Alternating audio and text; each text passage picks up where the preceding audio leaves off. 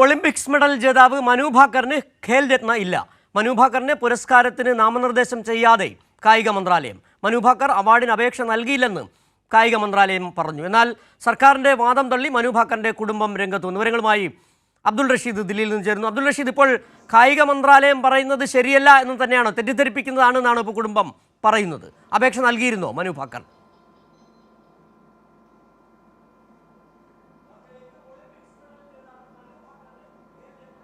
ഷിജു, തീർച്ചയായും അങ്ങനെ തന്നെയാണ്. ഇപ്പോൾ 2024 ഖേൽചന്ദ് ഈ അവാർഡിനാണ്, ഈ പുരസ്കാരത്തിനാണ് ഇപ്പോൾ ഈ മനു ഭാക്കർ അർഹനല്ല എന്ന ഒരു കാര്യം ഇപ്പോൾ കായിക മന്ത്രാലയം അറിയിച്ചിരിക്കുന്നത്.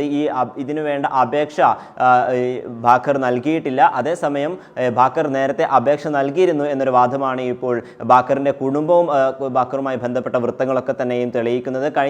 നേരത്തെയും ഇത്തരത്തിൽ ഈ ഒളിമ്പിക്സ് മെഡൽ ലഭിച്ചതിന് ശേഷം താൻ ഇത്തരം ഈ അവാർഡിന് അർഹനാണോ എന്ന് ആവശ്യപ്പെട്ടുകൊണ്ട്, അല്ലെങ്കിൽ അത്തരത്തിലൊരു ചോദ്യം ഉന്നയിച്ചുകൊണ്ട് ഭാക്കർ തന്നെ നേരത്തെ അവരുടെ എക്സ് അക്കൗണ്ടിൽ ഇത്തരത്തിലൊരു ഈ പോസ്റ്റ് ഇട്ടിരുന്നു.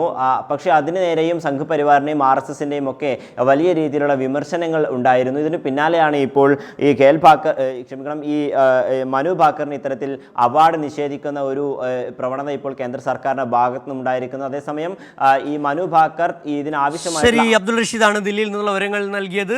മനു ഭാക്കറിന് ഖേൽ രത്ന ഇല്ല, അപേക്ഷ നൽകിയില്ലെന്നുള്ള വിചിത്ര ന്യായമാണ് കായിക മന്ത്രാലയം ഉന്നയിക്കുകയും ചെയ്യുന്നത്.